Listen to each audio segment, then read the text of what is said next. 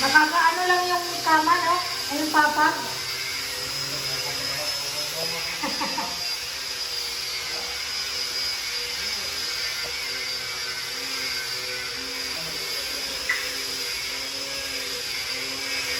Ito yung pangalawang kwarto.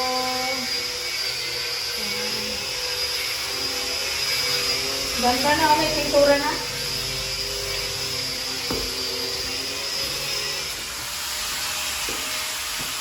Ganyan din yung kabinet paggawa mo. Ha?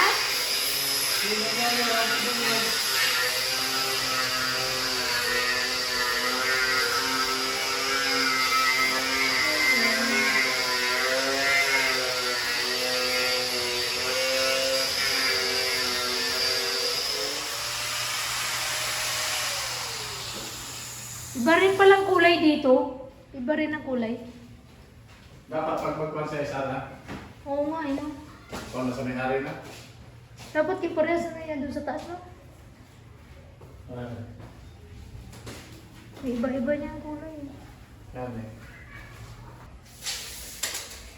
May ano? Yan. Kasi mo yung gabi yung panoy. Birang gamay. Matabunan ng mga gamay. Paano yung tawag? Magsipan yung mga saspa.